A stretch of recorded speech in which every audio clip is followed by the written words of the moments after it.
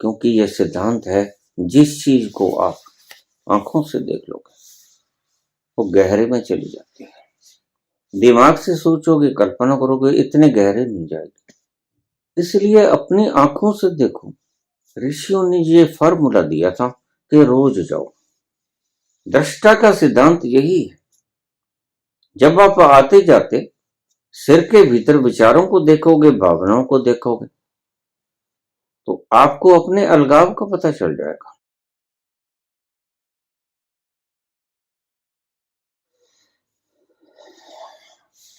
पुष्कर पुंज तमिलनाडु से बाबा एक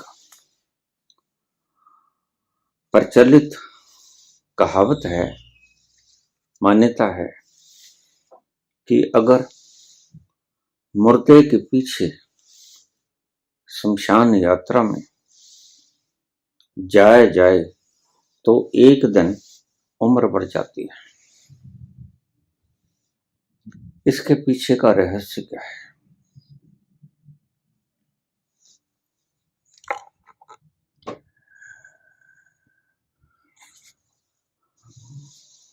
शास्त्रों में मनुष्यों ने बहुत सी बातें आपको दो तरह से समझाई हैं, या तो भय दिखा के या लोभ दिखा के। वर्ण वे सत्य नहीं थी। जैसे नरक का भय दिखाया गया और स्वर्ग का लोभ दिखाया गया। तो मैं रोज कहता हूं कि नरक और स्वर्ग है तो नहीं, तो कारण क्यों? ये मनुष्यों ने क्यों कृपा की? सिर्फ इसीलिए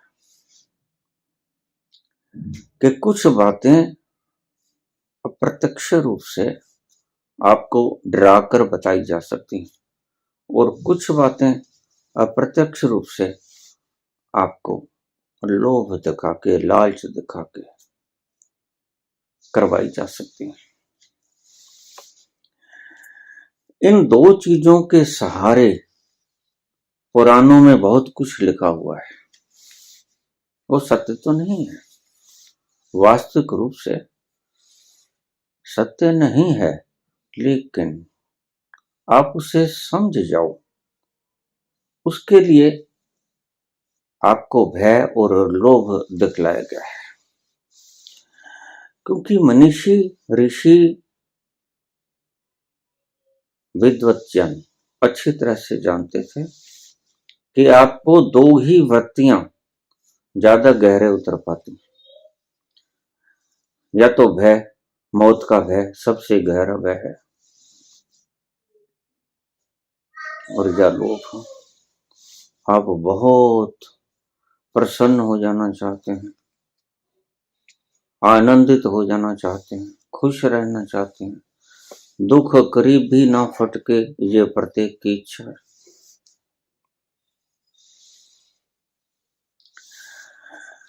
इन्हीं कारणों से पुराण लिखे गए थे। आज उन कारणों को पकड़ लिया गया। उनमें से ये भी एक कारण था। मृत व्यक्ति के पीछे जाने से एक दिन की उम्र बढ़ जाती है।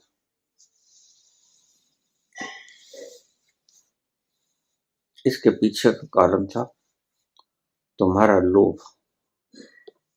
तुम जीने के इतने लोभी हो कि किसी भी तरह जी लेना चाहते हो।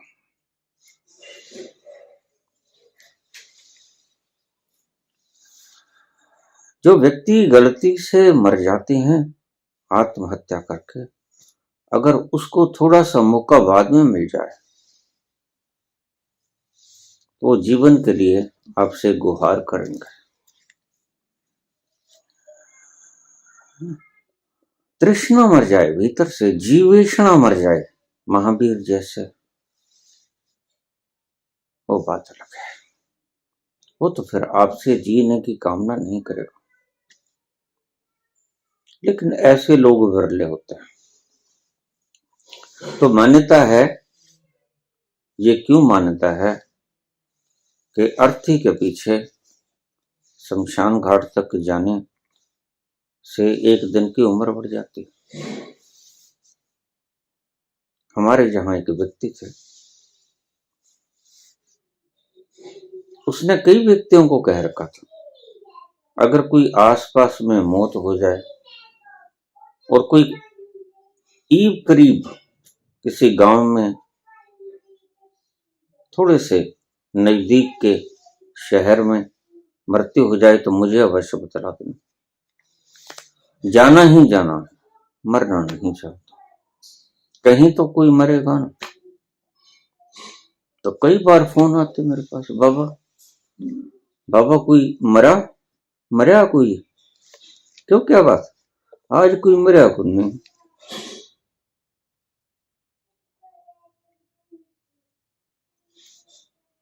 ऐसे ऐसे शब्द शास्त्रों के पकड़ के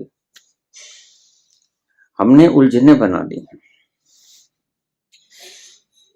अब ये अर्थी के पीछे जाना लोगों को लगेगा बड़ा समाज सेवी है, दूसरों के दुखों में शामिल होने वाला व्यक्ति है, सुख दुख में साथ देने वाला व्यक्ति है।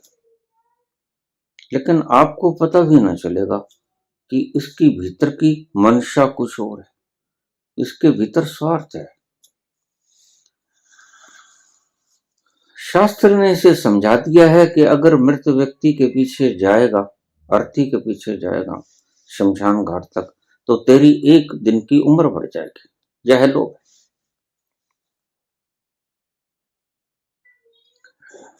हमारे शहर में बहुत अजूबे हैं।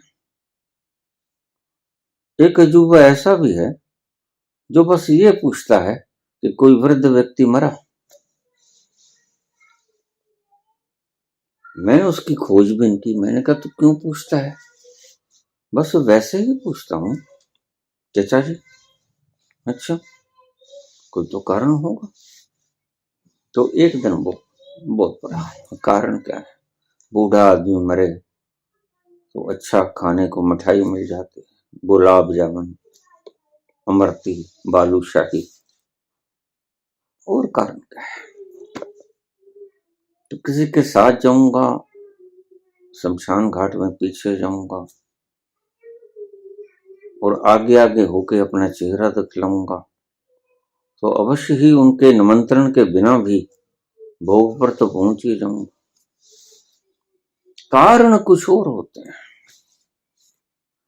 हम कर्म करते हुए दिखाई पड़ते हैं लोगों को, करते क्यों हैं ये किसी को पता नहीं, ये हमें पता होता है।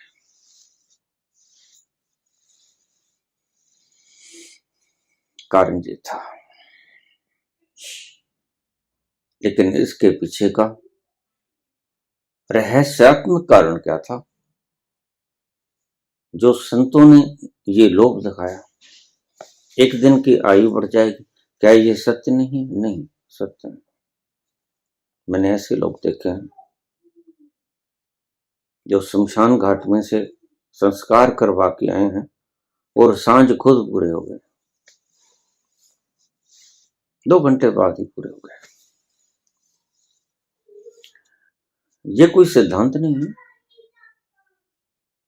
इस प्रकार के बहुत से सिद्धांत पुराणों में वर्णित हैं, इसलिए हम उन्हें गप कहते हैं। गप नहीं, उनके पीछे कोई ना कोई कारण है, बस कारण हम खोज नहीं पाए।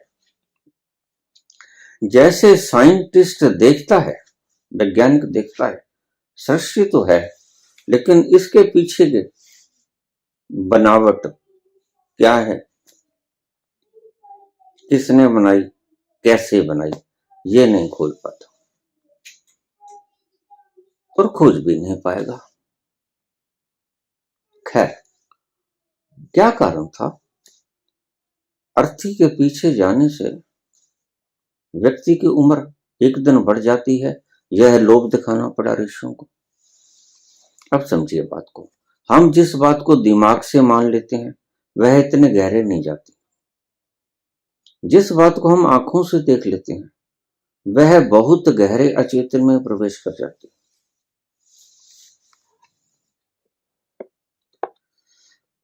हमें सबसे ज्यादा डराती है मौत।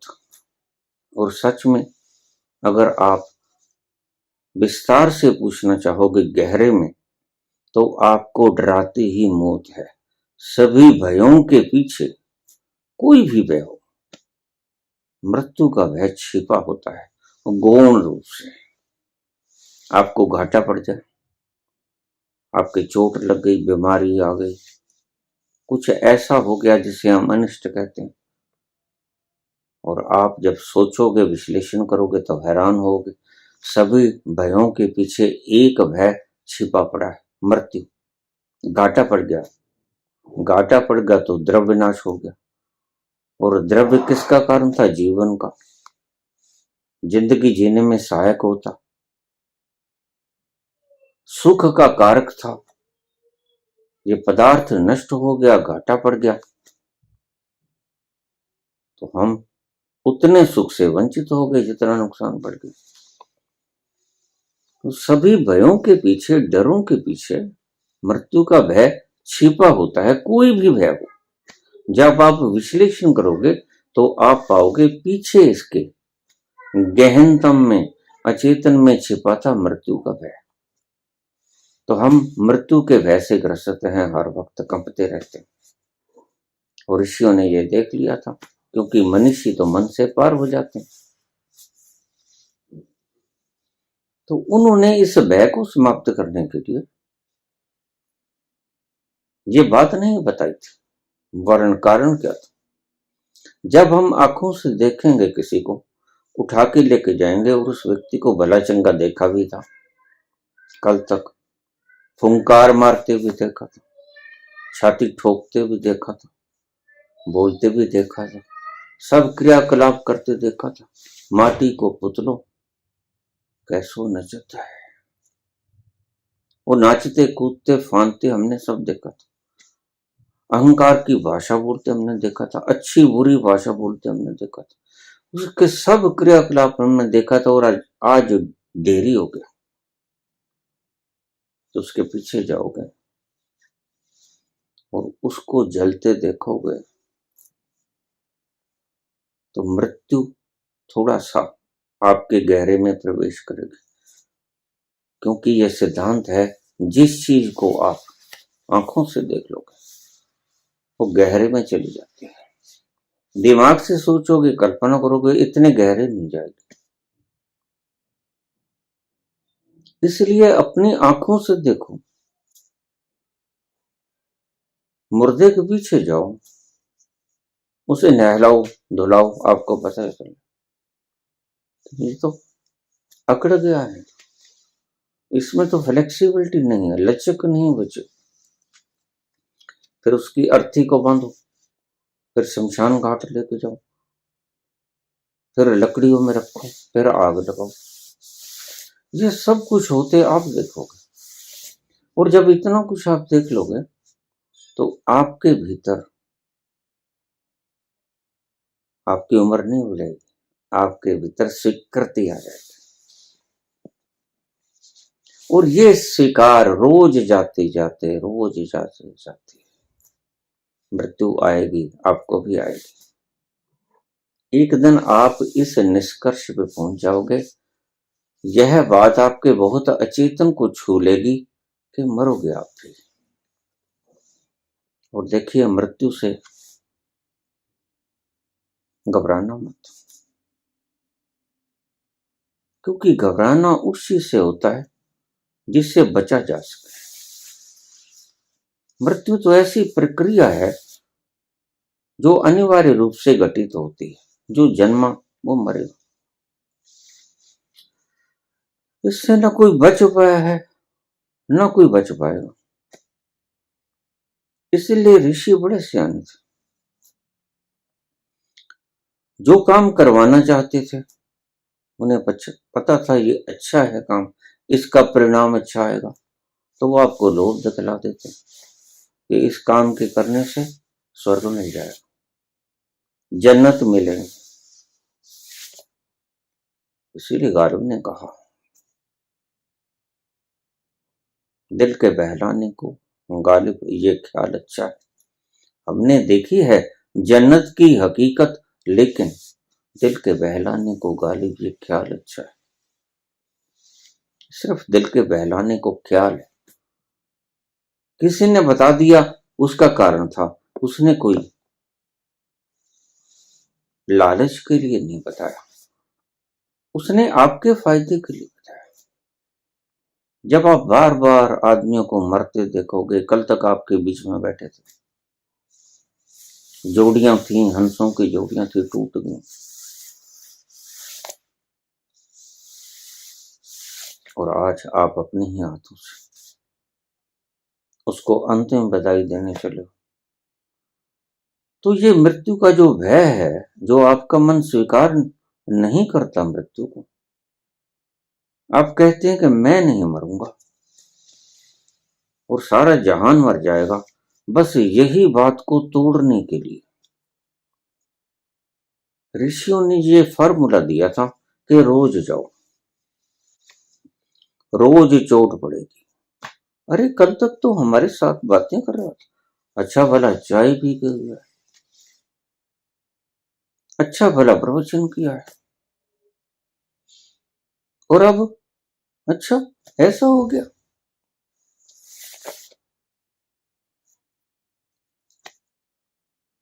ये बातें धीरे धीरे आपके गहरे में उतरेंगे, रोज रोज जाओगे, मृत्यु को अपनी आंखों से देखोगे। और मैंने पहले भी कहा, जो आंखों से आप देख लेते हो, गहरे से गहरे मन के अचेतन की गहराइयों में, तलों में बैठ जाती है बात। किसी का कहा सुना आपके इतने गहरे में नहीं जाता, देखा हुआ सबसे गहरे तलों में जाता है, छू लेता है। तो बस पीछे जाने की बात इसीलिए कही थी। रोज जाना, कफन उड़ा देंगे, यहां तो नहीं, बाहर के मुल्कों में तो सुंदर कपड़े डाले जाते हैं, pant shirt coat tie boot मोजे, ये पहना के लेके जाते हैं। लेकिन इधर मामला थोड़ा उल्टा है, इधर तो सारे वस्त्र उतार लेते हैं, नग्न, सिर्फ एक कफन दे देते हैं। आप मृत्यु को स्वीकार नहीं कर पाते पूर्ण हृदय से, इसीलिए ये व्यवस्था और ये लोभ की व्यवस्था बनानी पड़ी। बस आप पीछे जाओ, आपकी उम्र बढ़ जाएगी एक दिन। बड़े समझदार थे ऋषि, आपके भीतरी रगों को जानते थे। जैसे चाणक्य ने राजनीति में लिखा है, साम दान दंड भय, तो इसी तरह ऋषिगण सभी प्रकार की नीतियों को बरत लेते हैं सत्यों को मनवाने के लिए, क्योंकि सत्य आप सीधे सीधे स्वीकार नहीं करते, बचते हो। सुबह सुबह अगर आपको कोई मृत्यु की याद कराते तो आप कहोगे नहीं, ये अनिष्ट बातें मत करो, राम राम करो, शुभ शुभ बोलो। मृत्यु को याद भी नहीं करना चाहते, यही तकलीफ है। मृत्यु को याद भी नहीं करना चाहते। काश आप राम की जगह वाल्मीकि की तरह मरा मरा कहना सीख जाते हैं। उल्टा नाम जपे ते जाना, वाल्मीकि भय ब्रह्म समान। आप जिस मृत्यु को याद करने से बचना चाहते हैं, उस मृत्यु में ही गुणवत्ता छिपी है ब्रह्म होने की। मृत्यु से भागो मत, यह वो सच्चाई है जो एक दिन अवश्य घटेगी। It's the ultimate truth. बस यही कारण था। ऋषि जानते हैं कि ये लोभ से ठीक आएगा या ये भय से ठीक आएगा।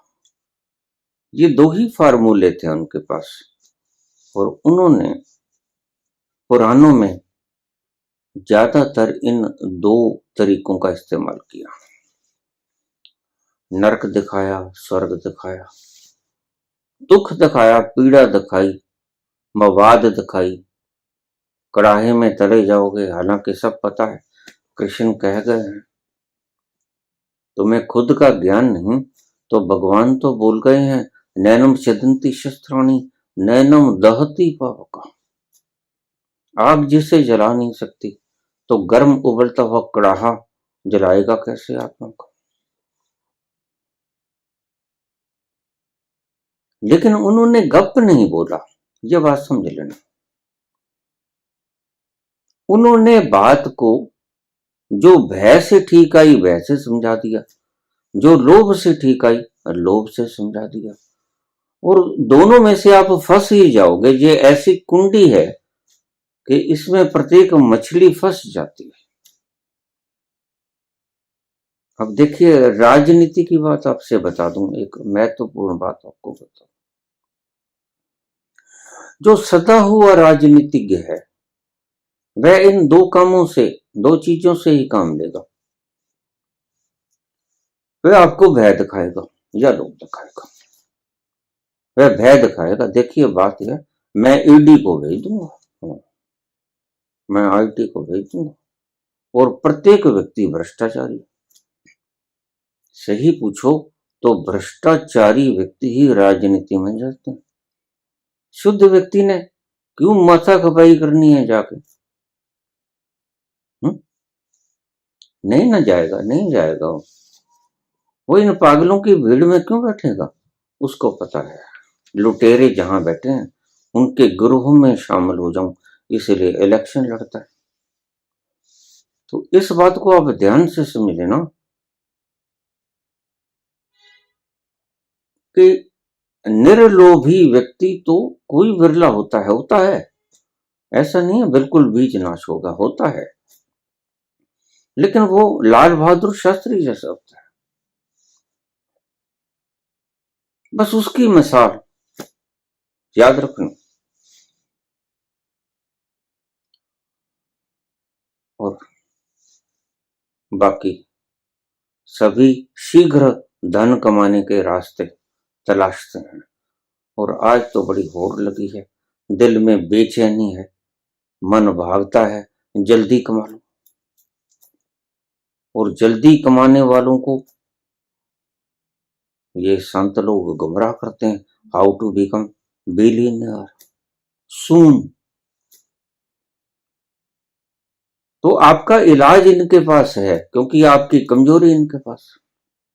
आपकी कमजोरी है कि आप जल्दी चाहते हो, और पता है कि जब मिलेगा तो मिलेगा, लेकिन आपकी कमजोरी की रग इनके पास है, हर है। कहते अच्छा जल्दी चाहिए, आओ मैं तुम्हें जल्दी ही दे दूंगा, बस आप इतना सा कर लो। उस पेड़ को हाथ लगा के आ जाओ इस मुहूर्त के अंदर, आते ही घर आते ही अरबपति हो जाओगे, ऊपर से बरस पड़ेंगे, सोना बरसने लग जाएगा। और तुम्हारे लोभ का फायदा उठा लिया इन्होंने, तुम्हारे डर का भी फायदा उठा लेते हैं। लेकिन ऋषियों ने ऐसा नहीं किया। पुराण के लिखने वालों ने सद नियत से यह पुराण लिखे। अब ये पढ़ने वाले अगर उन शब्दों से चिपट जाएं तो वहां गलती हो गई। तो वह व्यक्ति पूछता यहां का, मुझे कई बार फोन आ जाता, बाबा आज कोई मरा? क्यों भाई, आज कोई मरा ही कौन नहीं? तो फिर मलोट देख लो, फिर बठिंडा देख लो, फिर आसपास के गांव में देख लियो।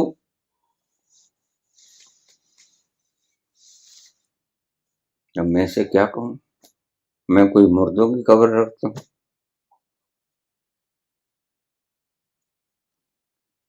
कई बार फोन आ जाता, रोज थोड़ी मरते हैं। तो मैंने कहा तू आसपास के लोगों से संपर्क रखा कर।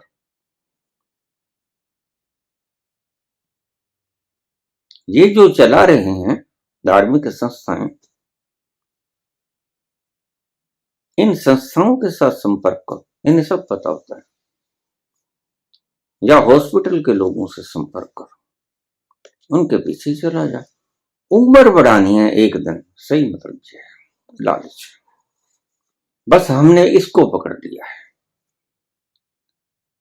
ऋषियों ने क्यों लिखा ये बात हमें पता नहीं, तो फिर मैंने एक दिन उसको बताया, तू भटक मत,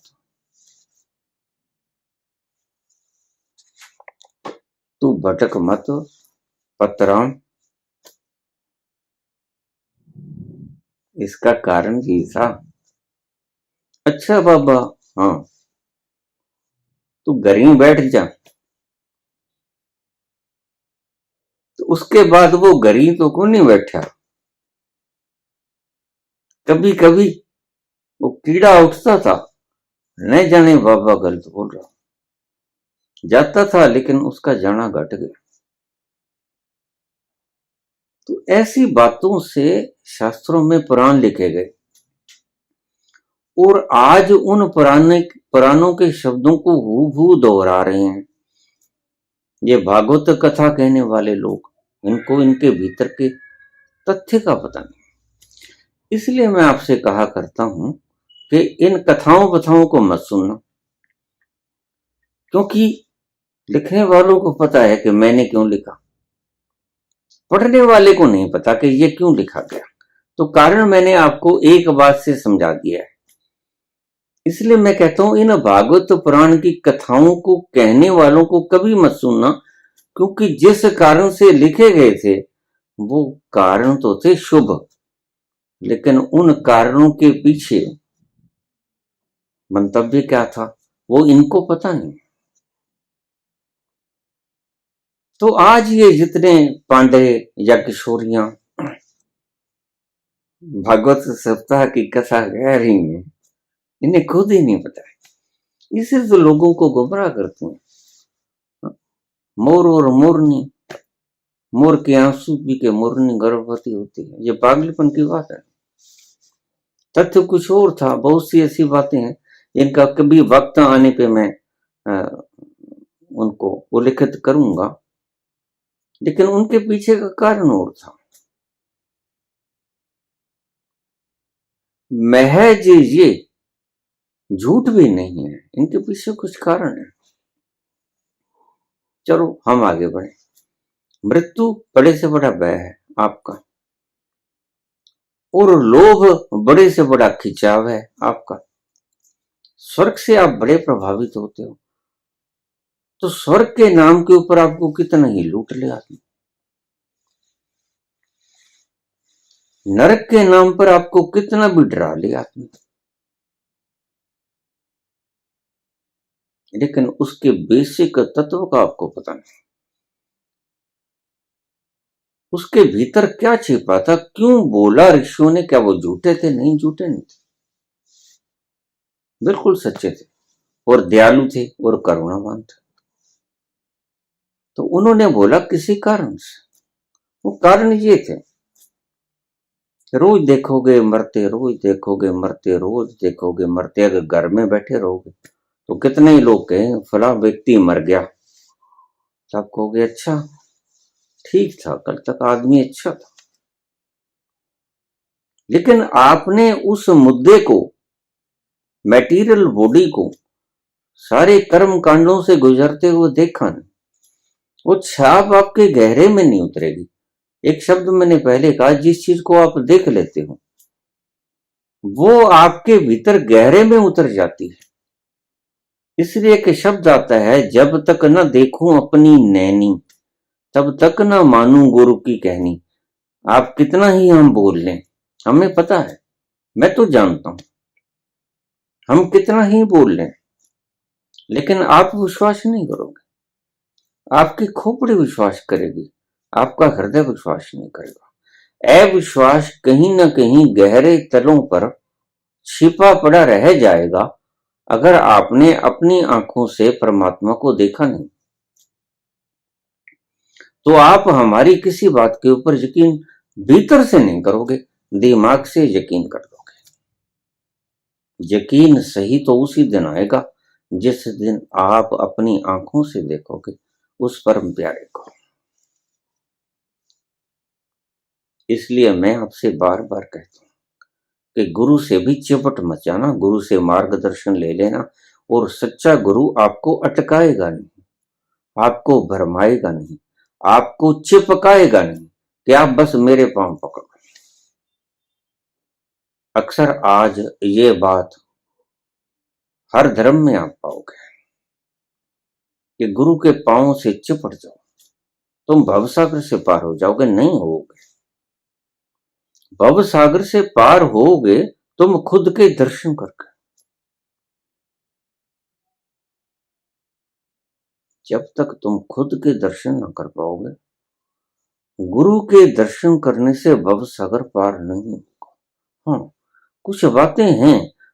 देखिए, एक बात में, एक शब्द में सारी बातें नहीं समझाई जाती। गुरु के भीतर से कुछ ऐसी तरंगे निकलती हैं, क्योंकि संबोधि के क्षणों में उसने कुछ ऐसी दिव्य अमृत तरंगे पी ली हैं जो कभी नष्ट नहीं होगी, जो हर वक्त विकीर्ण कर होती रहती। इसलिए जिस कमरे में गुरु बैठा है, जिस घर में गुरु बैठा है, वो कमरा प्रफुल्लित हो जाएगा, भर जाएगा हर वक्त। तो इसलिए एक प्रश्न आया मेरे पास। मेरे गुरु कहते थे, अगर कोई संत आपको मिल जाए जो एक ही स्थान पर 7 साल बैठा है, तो उसके मात्र दर्शन करने से आप भवसागर से पार हो जाओगे। ये बात ठीक है कुछ हद तक, क्योंकि उसकी दीवारें, वहां पड़ी हुई हर चीज, उसका शरीर तो तरंगायित है ही। संबोधि के क्षण में समुद्र पी गया वो व्यक्ति। वो धीरे धीरे विकीर्ण होगा और समुद्र इतना गहरा है कि वह कभी चुकता नहीं, अनंत अनंत काल तक विकीर्ण होता रहेगा। इसीलिए समाधिस्थ व्यक्ति को दफन किया गया। ये सत्य है कि जो संबोधि के क्षण में उसने अमृत की दिव्य तरंगें पी, उनमें से करीब 90 से 95% उसकी हड्डियां पी गई, संग्रहित हो गई। बाकी ये खाल, ये मांस, मसल्स, ये बाकी ऑर्गन्स, हार्ट, किडनीज, लीवर, ये सारी चीजें सबसे ज्यादा पिया हड्डियों में। यही कारण है कि हम हड्डियों को गंगा जी में प्रवाहित कर देते हैं, और वो दिव्य तरंगों से युक्त लोगों की हड्डियां भी गंगा में प्रवाहित होती हैं और अपनी तरंगें उस पानी में छोड़ देती हैं। इसी कारण से गंगा जी का पानी प्रदूषित नहीं होता, उसमें उल्ली नहीं लगती, वह सड़ता नहीं। उसका कारण यही है। अगर आप 1000 आदमियों की हड्डियों को गिराओगे तो कोई एक तो पुण्य आत्मा होगा, और कोई एक लाखों में से एक व्यक्ति दिव्य अनुभव के भीतर से भी गुजरा होगा और उसने आपको बताया नहीं होगा। तो वो हड्डियां आप विकीर्ण करोगे गंगा में, तो वो पानी के भीतर घुल जाएंगे और गंगा का पानी अमृत हो जाएगा। ये कारण, पानी तो पानी है। उसी गौमुखी से, वहीं से बहुत सी नदियां निकलती हैं, कोई एक गंगा नहीं निकलती। लेकिन फिर गंगा का ही पानी अमृत क्यों है? उसका कारण यही है। कल को हम यमुना के अंदर गिरानी शुरू कर दें, सतलुज के अंदर गिरानी शुरू कर दें, तो वो भी अमृत हो जाएगा। तो क्योंकि एक नदी हमने चुन ली कि गंगा के अंदर हड्डियां गिरानी, तो हम फूल कहते हैं, हड्डियों को फूल कहते हैं। उन हड्डियों को अगर संभाल के रख लिया जाए तो वह व्यक्ति अगर एनलाइटेंड है, समोधि से युक्त है, तो उसकी हड्डियां विकीर्ण करती रहेंगी हर वक्त। इसलिए प्रबुद्ध व्यक्ति को, समाधिस्थ व्यक्ति को, संबोधि युक्त व्यक्ति को हमारे सनातन में दफना गया, दफन कर दिया गया, क्योंकि उसका शरीर हर वक्त तरंगायित होता है और वो तरंगे हैं अमृत की। उसके संपर्क में जब आप आओगे तो आपके बहुत सी समस्याएं हल हो जाएंगी, आपके बड़े रोग ठीक हो जाएंगे। ये कारण था, एक भीतर का गहरा रहस्य ये था। इसलिए मैं आपसे कहता हूं कि पुराण गपोड़ तो नहीं है, पढ़ने वाले उन रहस्यों को जानते नहीं, इसलिए पुराण जो हैं वो व्यर्थ हो गए हैं। तभी मैं कहता हूं इनको जला दो, व्यर्थ हो गए, क्योंकि अर्थ कौन करेगा? जो अर्थ करेगा वो तो बैठा है, उससे पूछ लो जाके। और जब वो चला गया तो फिर अर्थ कौन करेगा? फिर कोई नहीं करेगा। फिर तो ये गंवार पांडे ये करेंगे, ये किशोरियां ये करेंगी, और इनके पास अनुभव नहीं है, इनके पास लोभ है, ये जिंदगी को संवारना चाहती हैं, ये सुख चाहती हैं, इनका प्रयोजन है। इसलिए ये जो बताएंगी हूबहू शब्द बताएंगी। जो भी कथावाचक आपको शब्द बताते हैं वो थोते होंगे, उनको भीतर का रहस्य नहीं पता होगा। पुराणों के शब्दों में भी भीतर का रहस्य नहीं है, कोरे थोते शब्द हैं। इसलिए कबीर ने कहा, तुम कहते कागज की लेखी और मैं कहता आंखन देखी। और बड़ा फर्क है इन चीजों। आंखों से जो देख लिया वो आपके गहरे हृदय में उतर जाता है, अचेतन के गहरे तलों में बैठ जाता है। ये था मूलभूत कारण। रोज जाओगे, रोज मुर्दों को देखोगे, आप मानने को तैयार नहीं कि मैं मरूंगा। धीरे धीरे धीरे धीरे खिसकेगी बात, खोपड़ी से नीचे उतरेगी, हृदय में आएगी, हृदय से नीचे उतरेगी, उस तल पे पहुंचेगी जो अचेतन का गहरा तल है। और जो बात आपके अचेतन के गहरे तल में उतर गई, तो जब मृत्यु वास्तव में आएगी तो आप सहजता से उसे स्वीकार कर लोगे। अर्थी के पीछे जाने का मूलभूत कारण था मृत्यु को स्वीकार करना।